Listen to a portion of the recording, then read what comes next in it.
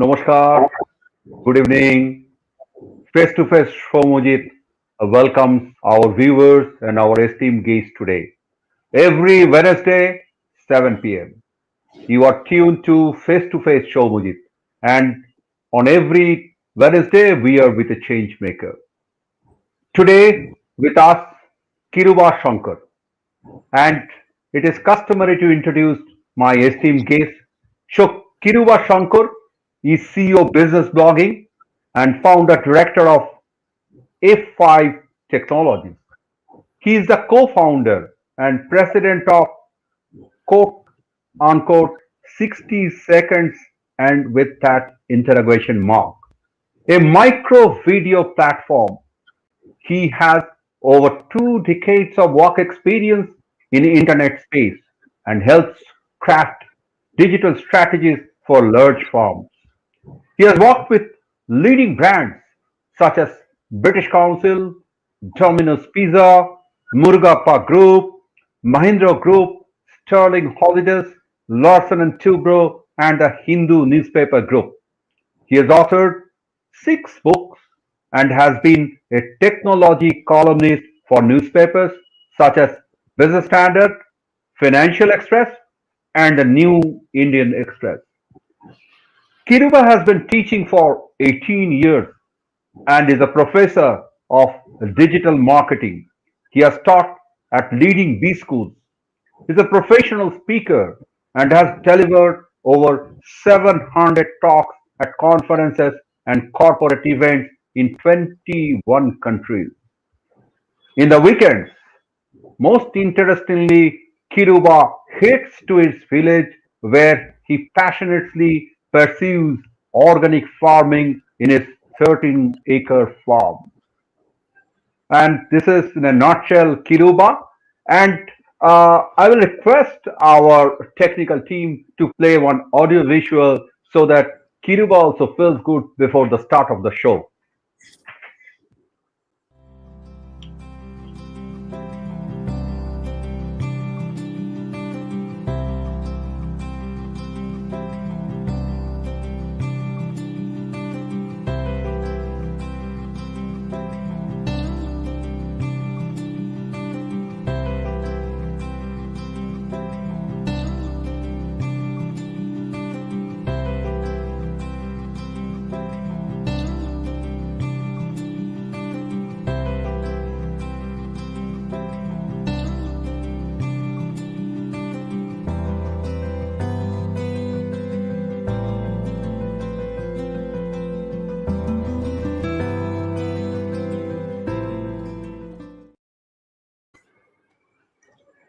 So, hi Kiruba, welcome to Face Show, Mujit.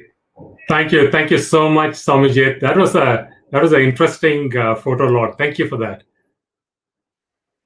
So, we will now start our chatting. It is not a formal corporate show, it is heart to heart connect.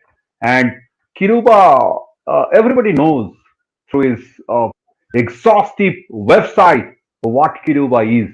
And I met this gentleman in one of the conferences way back in 2011 at Bengaluru.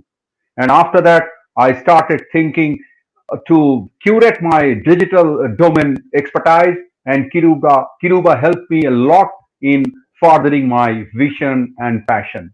And that's why I got connected to Kiruba. I'm really thankful, Kiruba, you accepted my invitation in face-to-face Show Mujit show. So, my first question to Kiruba, yes, Kiruba, please. Now, I just wanted to say, I've known you for what, close to a decade right now, Soumyajit. And one of the things that I really admire about you is your ability to strike up conversations and make your guests feel at home. So I'm really looking forward to our conversation. Thank you, Kiruba, for your encouraging words. It will definitely take this platform to a greater height in future. So, everything has a first thing and a last thing. So, our first question, already from the creative, everybody knows that we have termed your conversation, life is a journey. So, life is a journey. How do you perceive it? And your life is true ikigai. I will not explain about the Japanese style because you are here. You will tell about your life experience and how do you perceive life as a journey, Kiruba. Sure thing, Samijit. So one of the most important revelations that I've been through is the fact that life, we all know, is finite, right? So we live a life, we hopefully live a good life, and everything comes to an end at one stage. So instead of looking at life as a day-to-day activity, can we look at life as a platform and as an opportunity to truly thrive, and not just live but to truly thrive? And that thriving really happens when you enjoy what you're doing. And one of the things that I've always believed is in asking, being true to oneself, and asking what is it that truly makes one enjoyable. What is it that makes our heart go aflutter when you think of doing certain activities? That has been a kind of a driving force, and I've consciously chosen to design my life around things that I enjoy doing. And it's been a game changer for me ever since I moved out of a corporate 9 to 9 job. And uh, and being an entrepreneur really gave me the freedom for me to sculpt my own life. Now what I do is, I when somebody asks me what do, I do multiple things. It's usually the professional part that really defines a person, but beyond professional part, I'm fascinated by so many other things, and that keeps me happy, that keeps me occupied, and that connects me with interesting people. And that's why, I mean, I absolutely love the title of the show, Life is a Journey. And it's a beautiful metaphor, because if you ask any trekker, or they will tell you that the joy is not in reaching the destination. In fact, once you reach the destination, it's the culmination of enjoyment, but it's really the journey that one goes through. The difficulties, the beautiful views, the thorny parts, and the rosy petals. All of this really adds to the game called life. And for me, I consider every single day, when you enjoy what you're doing, when you're taking on interesting challenges, the journey becomes beautiful, and that's what I truly believe in. And you used a beautiful word, Samijit, ikigai. Ikigai is this fantastic Japanese word, and you got to give it to the Japanese because they coin such beautiful words that has such immense meaning behind it. And ikigai is a culmination of four different points, and that is, what are you good at? That's the first circle. What brings you a lot of joy? What does the world need? And what is that the world is prepared to pay for? So if these are four different circles, if you can think, what are you really good at? What's your expertise? What brings you happiness, your passion? What the world needs, what is the demand in the market, and are people willing to pay you for that? If you can actually club all of these things, and then the interjection point is ikigai. And if we can all find that intersection point, I think life will be so much richer. Beautiful explanation. And that is why you are the president of Professional Speakers Association of India. Because more days are coming in my life, the way I see you, that you are defining your life in various phases in a different way. Let us again come back to our conversation. Basically, Kiruba, you are a fantastic blogger, and your main business focus is on digital marketing. And you are entrepreneur, you are speaker, and now you are into farming. And I have already mentioned, and we have shown the organic farming, the name of the organic farm we will come. How do you manage this while running your digital consulting business? So many parameters. Already you have mentioned, still the viewers will like to know, how do you manage 24 hours? Not a single second is extra for Kiruba. I call it a balance of life, Soumyajit. Through the weekdays, I run a digital consulting firm. We advise corporate companies on digital strategies and execute it for them. And much of our life is really spent in front of computers, the way how we know it. But over the weekends, I head to my village. I have an organic farm, and it gives me the opportunity to completely unplug from the digital life. In fact, farming is the exact opposite of everything that I do on digital. It's analog at its core, and it brings that complete 180-degree shift of going into the farm and dirtying your hands and plowing and planting and weeding and fertilizing. It it it really brings a completely different element of life, and I think of it as a charge, where that time spent in a rustic, beautiful, halcyonic little village, and fresh air, lots of greenery, and it really helps you to rejuvenate. For me to really come back into city life and start working on projects with my clients. So I feel that farming and my professional life lends a nice balance. Beautiful. And that is the key to your, you, I don't want to embarrass, but it's success. Because wherever you go, you sell very smoothly. Now, while you mentioned about the unplugging in your organic farming, it's a 13-acre land. I have been following your Facebook pages. The way you mix with those people, not people, I mean animals, and the people around you. So the name of the farm is, I think, it is Vaksana. Am I right? You're absolutely correct. And So now, yeah, Vaksana please. actually means, it's a beautiful Sanskrit word, and it talks of its meaning is luscious green. And as soon as I picked up this name, I fell in love with it for two reasons.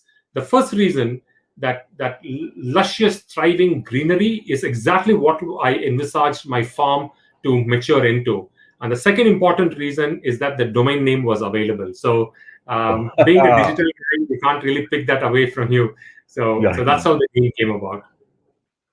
So you are always on the alert that in terms of branding, digital domain, because you ultimately believe in delivering. That is why right from the beginning, farm name has been chosen also in that way. Really, it's It's not great. it's not just the farm name, Samijit. I must add that Okay. I have two daughters, and both of them, my elder one is called Kritya, and the younger one is called Kalpita. Both these are Okay. beautiful names with strong meaning, but the deciding factor was the domain name available. So even my daughters were named keeping in mind the digital branding in mind. That's great. More, this is a kind of personal chat show. I'm learning more about you in our earlier, this typical corporate conferences, all these things did not come from your mouth. That's a great thing. That is the success of this show. Knowing people in a more mind, I think, with more details. And you are starting a farm stay business called Vaksana Farm Stay. because all your wishes, dreams are coming into website or Facebook. So tell us something about that homestay. Sure thing. So I'm of the firm belief, Soumyajit, that anything that you do for passion has to pay for itself. It needs to be a very sustainable business. Otherwise, it can these hobbies or these passion projects can easily turn into a white elephant. It becomes very expensive to maintain, and it can kind of bleed you financially. So anything that I choose is something that I truly enjoy doing, but it has to be a profit center of its own. And while I'm very involved in farming and we grow lots of produce, I'm constantly looking out for extra sources of revenue that ties in with the core business. And I've seen a lot of pent up demand amongst people wanting to steer away from city life to go out for a few days and to really unplug and rejuvenate. And every time meet people, and when people come to know about the fact that I'm an organic farmer and I have a farm, almost instantly um, there's this longing from them saying that, oh, you know what, this has been my dream. I wish I had a farm like yours. This has been on my bucket list. So it is surprising how so many people aspire to lead a very green, sustainable, self-sufficient life. But let's face the truth that not everybody is gifted enough to, or will have the time and the bandwidth to run a farm. So I felt that because I'm blessed with a piece of land that's full of greenery, I wanted to also find an opportunity to share this with people. And when people come in and stay, it's also a place for them to connect with the land, connect with the food source, connect with the farm animals, and it's a good way to help people. So I'm happy. The guests who come in hopefully are very happy, and it generates an income for the farm. Now, not a single rupee that I earn out of this really goes to me, or my intention is not to turn this into a profit-making business for myself. But my focus is on ensuring that any money that is gets generated is plowed back into the farm. It goes into feeding the farm animals. It grows into planting more trees and to make it more lush. So that's the motive behind it, and that was the vision behind starting a farm stay business. Beautiful. You referred bucket list, and often you refer this word bucket. So can you tell what are your favorite words while you speak, like this bucket and other words? Just a departure from our chat. No, no, it's a beautiful question, Samijit. I think a bucket list, as many would know, these are things that we want to accomplish before we kick the bucket, right? Before we all die. Having this bucket list can really spice up our life, and knowing what are the big goals that we want to achieve can really define the way how we lead our life. It'll bring immense amount of clarity. In fact, just we were just talking about my farm, and one of my dreams, and I remember this is about almost 20 years ago, I had written down this is I distinctly remember even the date. It's December 31, 1999. And I was walking on the beach road on Pondicherry. It's a beautiful promenade. Um, and at that point in time, I remember thinking, what are the things that I wish to accomplish in the next decade, in the next couple of decades? And I remember very clearly that I want to run an organic farm. I had envisaged farm animals and lots of trees and fruits and vegetables, and living a very, very self sufficient, happy life. I remember this actually dreaming about it and envisioning this in my mind, and a few years later that turned into a reality. So I'm a big believer in bucket list, in writing down the things that we want to do before we die. And I encourage my friends, I encourage my family, my daughters to really think and it doesn't cost us a penny.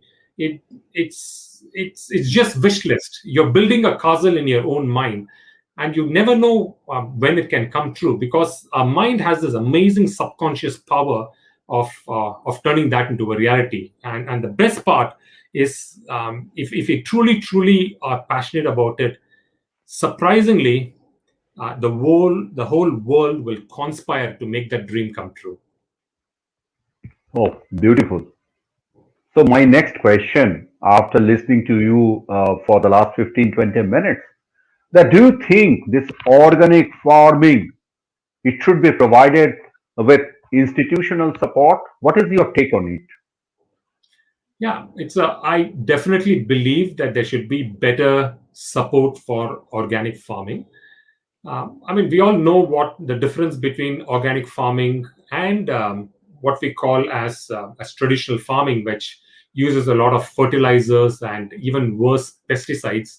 These are in effect actually poison, right? So when in my village, I still see people going ahead and spraying pesticides, and when they spray pesticides, they wear full hand shirt, they cover their face, they wear goggles, because I mean, why would you want, if you don't want to breathe that, why would you want to spray it on the food that people eat?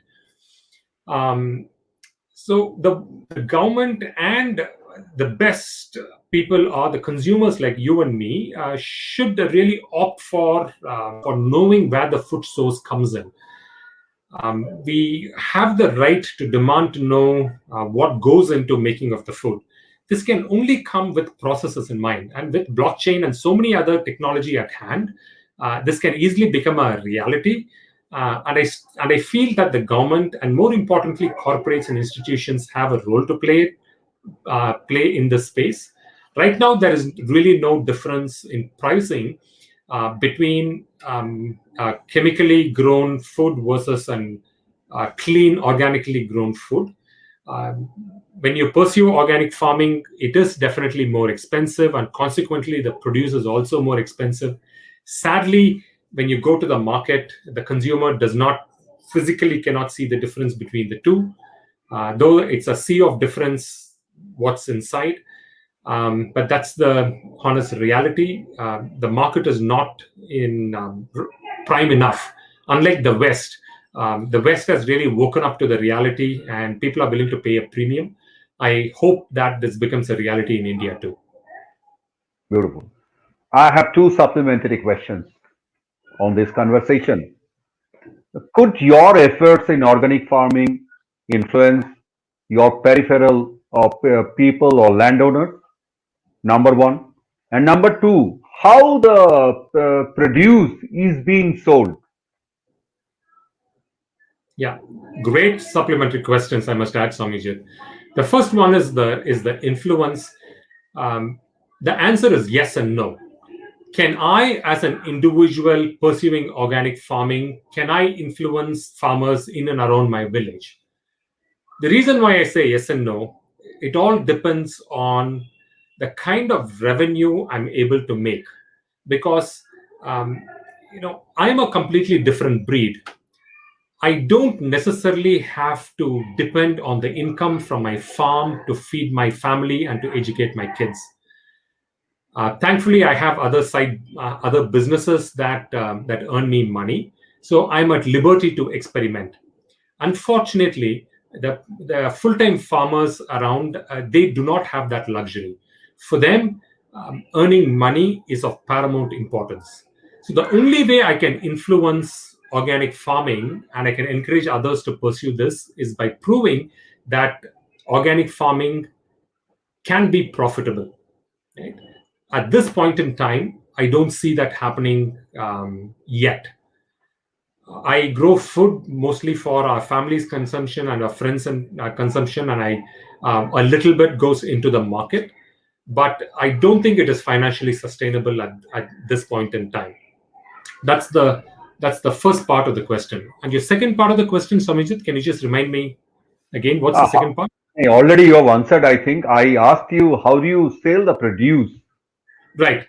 So the second part of the thing is, the best way for farmers to make profit from any of their produce is to avoid middlemen.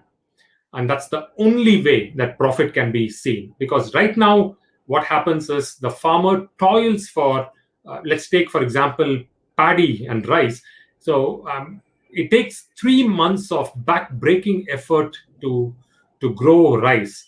Um, and at the end of 3 months, there is this middleman who comes in, buys the produce from the farmer, and then sells it to the resellers. And that guy spends only 1 or 2 days, and he makes more profit than what the farmer does in 100 days. And that's the wholesaler buys it and then sells it to a reseller, and the reseller then buys it and sells it to a shopkeeper. So there are three layers of people who get the profit. Now, if a farmer can bypass these three people, these middlemen, and if they can sell the product directly to the consumers, then they can actually make a better profit. And in fact, they can sell it at a lesser price than what consumers can buy from the market. So it's a kind of a win-win for both the farmer as well as for the consumer. And I think digital can play a powerful role at that. And that is one of the, I'm at the sweet spot, Soumyajit, because I'm a digital guy, I'm passionate about digital, and I'm pursuing farming. One of my goals is to bridge these two. So yeah, it's a very, very important point you raised. Right. And see, we know Kiruba in various ways, blogger, entrepreneur, and you have recently initiated one startup, 60 seconds platform. And I'm very curious to know why 69, why not 59, and how does it serve the purpose? See, you already told that life is a journey. You've explained well. You took the analogy of Japanese people, and you have already kept us glued to the Facebook and YouTube. What are the four pillars? How they become successful? So, please tell us about this new startup. Sure. Before I talk about the startup, I have to tell you that one of my bucket list goals was to develop a product, because I have immense respect for entrepreneurs who produce and develop products, because running a product company is far more riskier and far more difficult than running a services company. All through my professional life, I've only run, I've worked in services space in my 9 to 9 corporate jobs, and as an entrepreneur, I run a services company. I offer services. It's relatively, it's a challenging, by no means is it easy. However, it's a lot more doable. I mean, you offer something of value, you give a service, and then clients pay you for that. So at the end of every month, you make your money. But a product is very different, because you have to ideate, you have to build. It takes 1.5 years, 2 years to get the product out in the market. And there are greater chances that the product may not take off, because 95 percentage of entrepreneurial journeys don't succeed. So there's a lot of risk that is involved in running a product company. However, the world's richest people are all running product companies. Take all the big name companies that are out there. They're all product companies. So it has always been my vision to create a product and to experiment with it. And 60 seconds platform was one such thing. I saw an opportunity when TikTok got banned in India, that there was a space that opened up where people, that there's a platform, short format, video centric platform that people wanted. However, I wanted to create a platform that is that's very specialized for authors. Now, authors are a brilliant breed, and having been an author myself and written 6 books, I kind of can put myself in the shoes of authors. That they're all people with they're very intellectual. Second, they have deep opinions that they want to share. They're all very they'd love to share their knowledge with others. and they are very eloquent because they are well read and they have the gift of gab. They can speak very well. And then I also wanted to marry a changing trend where increasingly people's attention span is dropping. And I find that video is also becoming very important. So the short format videos, about 1 minute long, which explains why 60 seconds, and tuned for authors to talk about their ideas behind their books. So that's how the 60 seconds app really came about. Beautiful explanation. While people talk to you or while people listen to you, it's always a pleasure. The way I'm enjoying the show. Challenging myself, is it your mantra? So, It absolutely is- is my mantra. It's absolutely okay. is my And I add another thing. You have referred in your communication materials discomfort challenge. So challenging yourself or myself is your mantra and discomfort challenge. I'm clubbing these two things and I'll look forward for your explanation or your take on it. sure thing. So, I've always been very focused on what brings us happiness. Right? When we are happy, we lead a joyful life. Right? That's common knowledge. We all know this. And then I started to look a little closer into what really brings us, what makes us happy. While there are multiple things that makes us happy, there is this one special type of happiness, which is if you take on a challenging task that you believe is beyond the realm of your reach, but you strive hard, and then when you finally get it, that joy it brings to your mind and to you is immense. That's why when you see Wimbledon champions, when they win the championship point, they crash down to the ground and they fall down, but they are awash with relief, clubbed with deep joy. Now, you can never get that sort of an enjoyment if you sat down on a couch and watched the Wimbledon match on TV. You would never get that. It's only when you work hard, when you strive hard. So, what I wanted to do is, I've seen that in my own life as well, in multiple facets. So, and that type of happiness is very addicting. So, what I decided to do was, I decided that every single day, I will prime myself to put myself in uncomfortable situations, and I've also seen that growth really happens outside of the comfort zone. So I've made a list. So and that list is part of the discomfort challenge, and and I've written about 30 such challenges that I wanted to take. So, for example, I'll tell you a couple of challenges. One of the challenge that my daughter threw at me is, can I grow long hair and a beard? I've never done that in my life. I've either had a beard or I've had a long hair, but I've never had both of them together. I said, okay, challenge accepted. And for the next 1 year, and that's what I'm going to do. This is a good way to reinvent oneself. Another challenge that I took on is that every time I go out and eat, I will never have the same, I will never dine at the same hotel twice. Which is, if I go to a restaurant, if I've had a meal in a certain restaurant, no, for the rest of the year, I will never go back to that restaurant. This forces me to explore More different new things. restaurants. I took on the challenge even more higher, that I will never repeat the same cuisine again. So if I eat masala dosa once, I can never eat masala dosa for the rest of the year. If I had mishti doi, I can never eat mishti doi for the rest of the year. This forces me to try out newer and newer cuisines, and that brings a different type of joy. Yeah, so I challenge myself on different things. Beautiful. We need more challenges because there will be more success in life.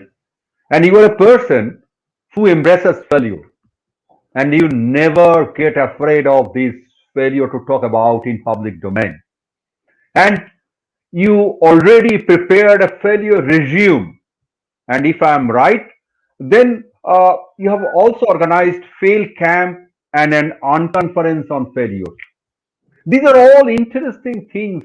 The way you move you take your life along the road of the way you make your journey. It just keeps people guessing what is the next step of Kiruba. So please explain all these interesting things clubbed in my question. Sure thing, Samijat. Uh, as I look at people, I look at different personality traits that I admire. And one of the personality trait that I deeply admire in people is when they own up to a mistake. Not only do they own up to the mistake, but they are unabashedly public about the mistake they did. They, in fact, wear it on their sleeves with pride. Um, and that's remarkable because the typical human tendency that for humans is when you commit a mistake or a blunder or a disaster, we try and hide it from others. We try and brush it under the carpet and keep it hush hush. But I have always admired people who are very open, and they're very vulnerable. They say, hey, I am not perfect. These are my weaknesses. And I really admire that aspect. And I started to say that, see, hey, can I be that person? Can I be the replica of the person I admire? So, what I've decided to do is that I've had some embarrassing failures in my life. And I've decided that, you know what, I will not hide them. I'll make them public, let people know the true side. Because being a social media person, Samijit, one of the downsides of social media that I've seen is that we only project the positive thing about our life. If you look at people's updates, oh, Yeah. this is the new car that I've bought. Oh, this is the new country that I'm visiting. This is the award that I've got. Here is my best selfie. And here's we always see overtly positive things that you see on social media, right? You never see people about saying, hey, I got fired from my job, I lost a massive client, and I'm in debt, or I've got divorced. You never see people come and talk about it, right? Because we are very afraid of what people will judge us, and we are afraid of what will about the lost opportunities that may come in future. It's the same thing even in interviews. When you go to an interview, and typically they ask you for a resume, and every single resume that I've seen is a very sweet coated version. Right? You talk about your achievements, you talk about your years of experience, you talk about the awards that you've won, the technologies that you know, the exams that you passed. It never talks about what is wrong with you, right? So what I decided to do is, in addition to the resume that I have, which puts in all my achievements, I've also created a failure resume. And this failure resume talks about all my professional mishaps, all the things that I've really failed in, all the things that I've got fired from my job, to getting ditched in college, and various other things that I put it out, and it's out there in the public open. In fact, with every single client that I get on board, I actually take an effort to say that, hey, here's my true self. While you've known all the good things about me and the work that I do, here's also the list of things that I did not do very well in my job. So it's good for you to know. So, and surprisingly, you would think that this is a negative thing. In fact, almost every single time, Samijat, I've seen clients come back with appreciation, saying that, I know, very rarely do I come across a person who shows both the positives as well as negatives. It really helps me to get a more well-rounded look of your personality, and they seem to like that. And it also makes me look far more human. So yeah, and that explains the failure resume. I also conduct an event called Fail Camp. The Yeah. reason behind Fail Camp is that failures are our biggest teachers. We learn so much from failures. While a smart guy will learn from his or her failure, a brilliant person will learn from failures of others. So this is a day, it's an unconference where people come and talk about where they failed, but importantly, what lesson did they learn from the failure, so that everybody can benefit out of it and we can all become better. Right. And we saw you in conferences, we saw you in unconferencing also. And during speaking sessions, I have seen you that you do unconferencing. What prompted you to do this unconferencing? And probably I remember you wrote a book on unconferencing also. That is right, Samijat. Unconferences are really the polar opposite of conference. What happens in a conference? You conducted some brilliantly successful conferences.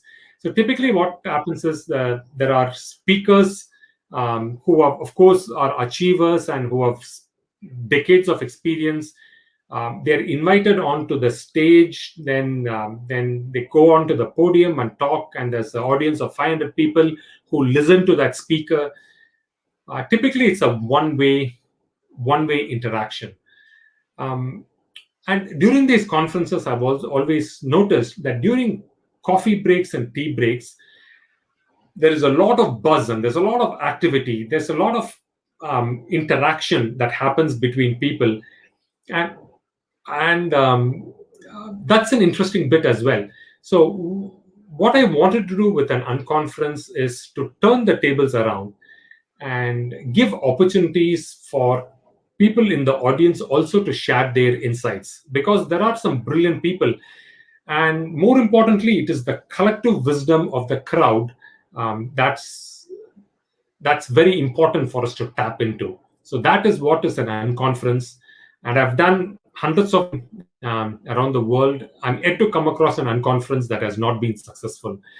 And this is also the reason crowdsourcing is a big thing. You have actually plugged in unconferences within your conference, so kudos to you for doing that, Soumyajit. And in an unconference, the audience are really awake because the spotlight is on them, and they also feel good because they get an opportunity to speak and share their thoughts. Yeah, that's why I'm a big believer in unconferences. I have again a supplementary question. From the conversation, we came to know, or I read, that you had 700, more than 700 talks in your professional speaking sessions over 21 countries. And after this, during this difficult time, how do you see that in the virtual domain, VR and AR will play a role in conferences and events, virtual events? So interestingly, COVID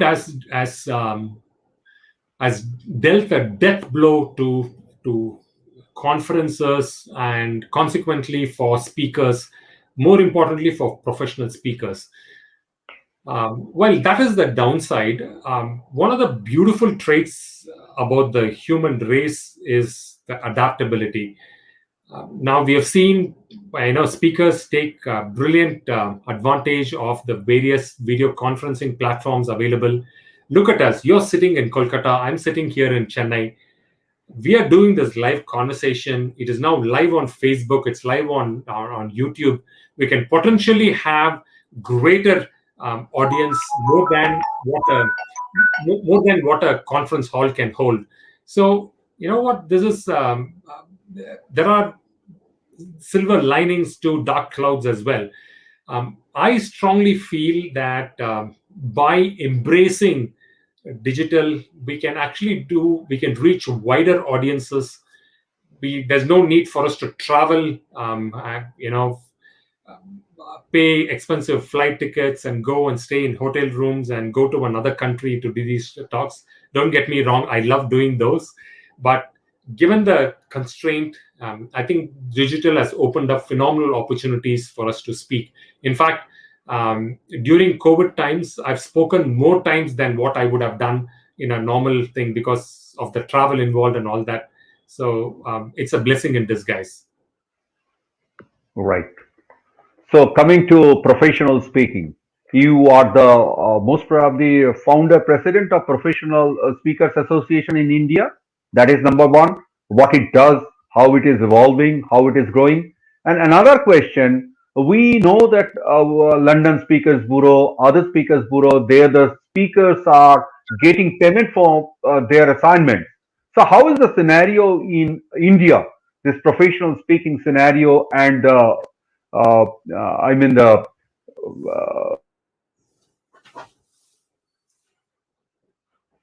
Yeah. So one of the things I got your question. So the first part of the question is on professional speaking, and I wanted to explain who a professional speaker is. A professional speaker is one who comes with decades of experience in a particular domain, and it's that strength of knowledge that they bring to the table that the audience can benefit from. That's the first part. The second part of it, a professional speaker is also one who has the gift of gab, who has an amazing stage presence, and who's able to captivate an audience. So, a combination of domain expertise and stage skills and speaking skills is a very powerful combination. And this is a combination that corporate clients or conferences are willing to pay for. And that's who a professional speaker is. The Professional Speakers Association of India is an association that has all of these professional speakers together. And this is a powerful association because we share our learnings, we share our challenges, we learn from each other, we support each other. So this is just like any other association. And it is the Professional Speakers Association of India, PSAI for short, is part of a global body called the Global Speakers Federation. Every country has one major association. For example, the United States has the National Speakers Association or the NSA. Australia has the Professional Speakers Association of Australia, and so is New Zealand, so is Malaysia, so is Singapore. So the only body in India is the Professional Speakers Association, and hence it brings a lot of prestige associated with it. So I'm very happy to have co-founded this with my fellow speakers, and it is the largest in India, and it is amongst the largest in Asia as well. that's good. We hope to have more inputs and news from PSAI. Coming to authoring books, another passion, it might have been included in your bucket list. I do not know when it was included because you referred 1999 bucket list and then you accomplished it. And you have authored so many books. According to you, which was the best authored book? Right. So you are correct, Soumyajit. The book authoring was part of my bucket list. And I must tell you that my first book took almost 10 years to come to life. That's because I didn't know much about authoring and I had to learn it the hard way. But ever since I've authored one, the rest of the five books became relatively easier. I wouldn't say easy. Each book is a labor of love. It takes between 8 months to a year to bring it to fruition. I would say each book is like my baby, so it's very difficult to choose between which of the six children is your favorite. But I give you a little help. Q, which where the maximum emotion was attached. I would say the maximum emotion was attached to my book called The First Book. It is actually a book meant for aspiring authors because, like I told you, it took me 10 long years for me to write my book. That's because I didn't have good guidance. So, the first book, what I did was I interviewed over 100 best-selling authors around the world and I asked them about tips on how to write a book successfully, and those tips immensely helped me in my book authoring journey. And I've compiled that together into a book. So if you ask me in terms of emotions, I think that was beautiful because it got me an opportunity to interact and interview amazing authors from around the world. Fantastic. Now coming to obvious question. because we will talk there will be no pandemic, no corona. It's not good. Though it's a cliche word, but still, why I will choose this corona? Because I came to know from your website and social media that you wrote about your corona infection in your family and why you wrote about this. What was the reason? It was my curious question from that point of view, and today I'm able to ask you. Yeah, yeah, thanks for that. So, in India, the pandemic kind of started to become big towards March, and that's when we had the big lockdown. About 3 months later, I got infected, and then my wife got infected, then both my daughters got infected. So, our entire family was infected. During that time, what I noticed was um, being COVID-19 positive was seen as a taboo. It's almost like that the untouchability um, kind of a thing. And but hey, this is the reality, right? I mean, this is an it's a pandemic, it's an infection. We never know how we get it. Um, so but there was also a lot of very unknown things about the infection, and there were a lot of rumors going on around. So what I wanted to do was, remember I told you about that I wear my I'm not afraid of anything that is taboo related. So I decided to openly talk about it. I decided to write about my experience, and how I successfully came out of it. What steps did I take? And because I went ahead and wrote about it on Facebook, on LinkedIn, on my website. um, Very surprising things happened. In fact, that particular post on Facebook is amongst the most highest shared in all my years of my presence in Facebook. That post was amongst the highest shared. It was the highest commented and the highest liked because it rhymed with people. People were curious to know about the disease. People wanted to seek information, seek help. There were lots of people. In fact, I almost became um, like a personal COVID-19 redressal cell because my friends would know that I've gone through the journey and came out successful. They would then call me up and say that, hey, you know what, I just got the results and I'm positive. I'm very worried. Can you give me advice? Um, so I took um, immense comfort in knowing that I can be of assistance to others. And that's the exact reason why I chose to write about it. I did not hide. I did not push it under the carpet, and I decided to go public with it, and it turned out to be for the better. Beautiful. And that is why you are changing tracks in life is a journey, quote unquote, everywhere. See, you are only 48, too short of 50, and you talked about your previous bucket list. And definitely, you are thinking something that what could be other things you must do within the next 2 years. So, if you do not have any embargo to tell, you can just tell what are those things so people can be motivated to take up those jobs in their personal lives or corporate lives. Yeah, sure. I'm happy to do that, Samijit. But before that, I wanted to tell you what is the reasoning behind Yeah, the 50 things on the 50th, turning 50. You know, reaching 50 years is a kind of a 50. milestone itself, right? So it is. But more importantly, people talk about is over the hill, right? So if you look at a hill, it goes like that and it comes down. I don't believe in the concept of over the hill. It means that you reach the peak and everything going there is a downhill. I don't believe so. I strongly believe that life will only get richer as we age. And I've always admired people who have a quest for life, and where age is just a number.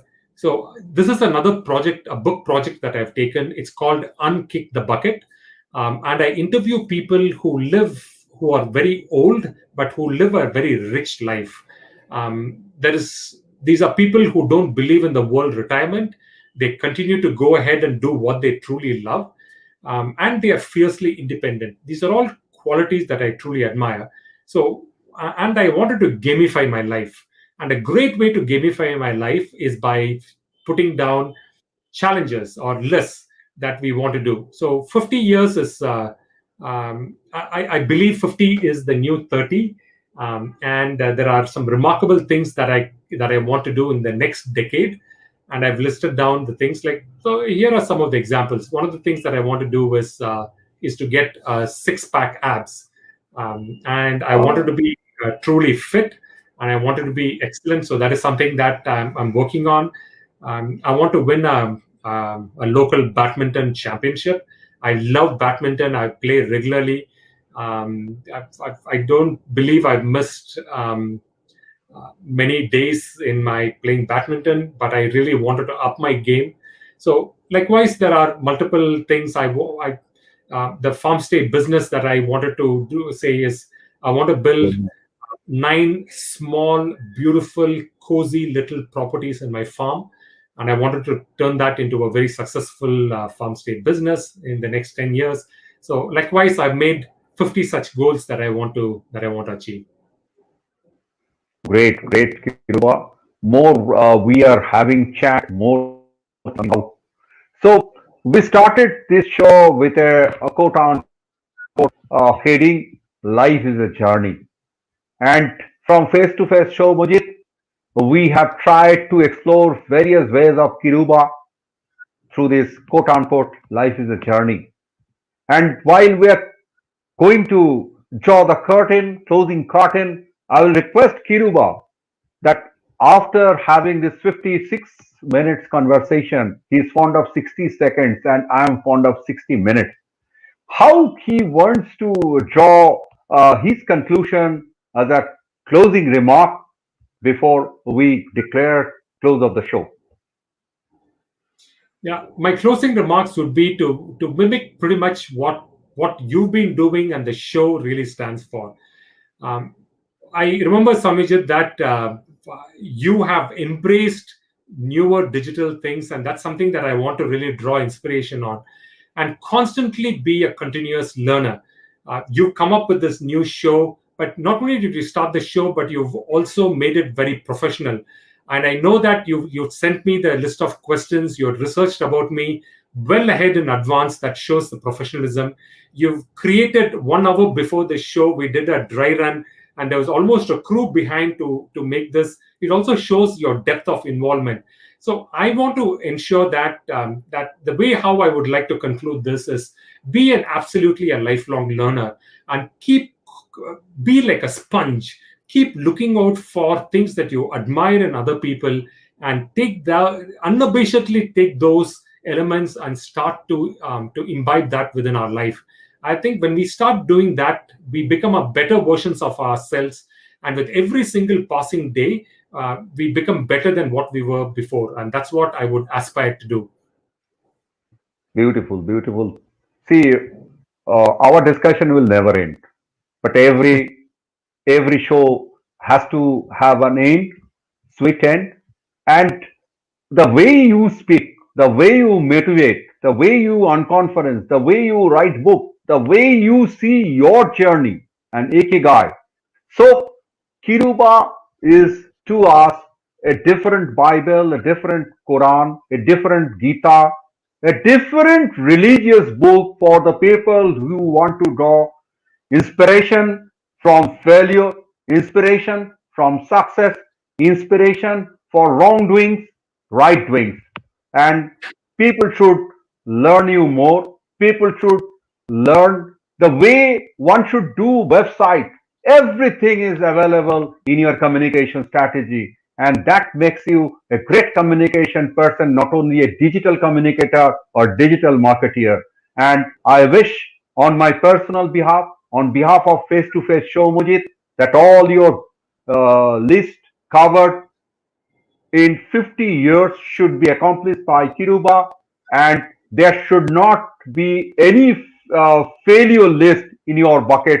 With that, I wish you, your two beautiful daughters, your family, your wife, everybody a happy new year. With that, I take leave from our viewers and from Kiruba, signing off from Face to Face Show Mojit.